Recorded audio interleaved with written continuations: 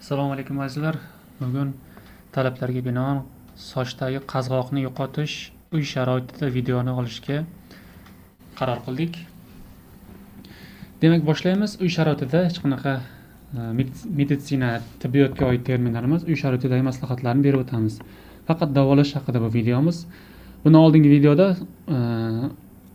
umuman bundan oldingi qazg'oq haqidagi videomiz ham bor, ko'rsalang bo'ladi. Sabablari, davolash haqida ham qisqacha gapirilgan, umumiy gapirilgan. Hozir uy sharoitida davolash haqida gapirib o'tamiz. Xo'p, zaytun yoki choy daraxti yog'i deyapti. Bosh terisiga surting, 30 daqiqa ushlab turing, keyin yuving deyapti.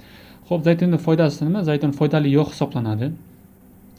Ya'ni o'zidan qanaqadir chiqindilar, qanaqadir organizmning ortiqcha yog'lanishiga olib kelmaydi. O'zida organizmda yog' qavati bor, o'sha yog' qavatida zararli yog'lanishga olib kelmaydi. Shunday foydali o'simlik moyi hisoblanadi zaytun yog'i. Xo'p, aloe vera geli deyapti, yallig'lanishni kamaytiradi. Xo'p, olma sirkasi suv bilan bir-bir nisbatda aralashtirib, bosh terisiga surting va 10 daqiqadan so'ng yuvib tashlang deyapti. Bu hammasi tabiiy usullar. Ovqatlanish va hayot tarzi: yog'li, shirin va tez tayyor bo'ladigan ovqatlardan voz kechish kerak. Asosan sifatsiz yog'lar bo'ladi. O'sha sifatsiz yog'lar asosan organizmning tuk chiqadigan, soch chiqadigan qismlarida soch bezlari, yog' bezlarini o'sha zararlanishi oqibatida turli xil o'sha qazg'oqlarni hosil qiladi. Shuning uchun yog'li, shirin mahsulotlardan voz kechish kerak edi. Tez tayyor bo'ladi ekan. Ko'proq vitamin B, sink, omega 3 yog'larni iste'mol qilish kerak. Omega 3 yog' bu baliq yog'i, baliqda uchraydi. Vitamin B va vitamin B ning 7-turi biotin deyiladi. Bu soch kasalliklarida, soch muammolarida juda muhim hisoblanadi. Sink esa ruh, oddiy ruh elementi. Ruh bor mahsulotlarni iste'mol qilish kerak yoki ruh tabletkalarni iste'mol qilsa ham bo'ladi. Omega 3 yog'ini ham iste'mol qilsa bo'ladi. Xo'p, stressni kamaytirish kerak, meditatsiya qilish kerak, jismoniy mashqlar bilan shug'ullanish kerak.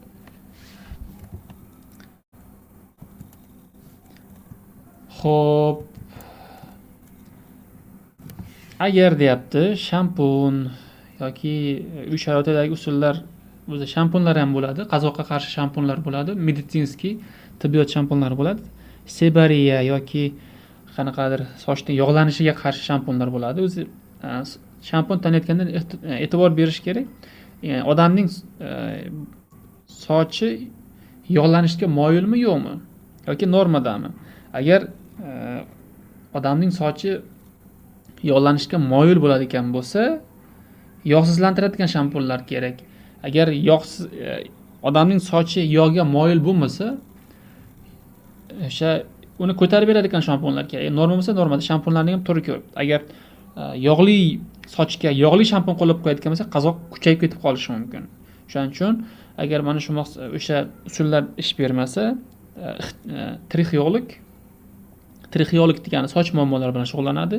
Agar trixeolog bo'lmasa, dermatolog, shifokor bilan murojaat qilishimiz kerak. Asosan soch kasalliklari, zamburug'li infeksiyalardan keyin, psoriaz, o'sha umuman sebariya, terining yog'langan, tukli, yog'li qismida yuzaga keladigan kasalliklar bilan bog'liq. Do'stlar, salomat bo'linglar. Sizlarga qo'ldan kelgancha bir kommentariyada qazg'oqni davolash haqida video qilib bering deyishgan ekan, mana video qildik. Sizlar qaysi mavzuda xohlasalaring, o'sha mavzuda video qilishga harakat qilaman. Kommentariy yozinglar, qaysi kasallik, qaysi dori vosita yoki qanaqa muammo qiynayotgan bo'lsa, tibbiy tomonlama sizlarga maslahat berishga harakat qilamiz. Keyingi videoda ko'rishguncha sog' bo'linglar, kanalga obuna bo'linglar, like bosinglar, do'stlaring bilan o'rtoqlashinglar, fikrlaringni kommentariyada qoldiringlar.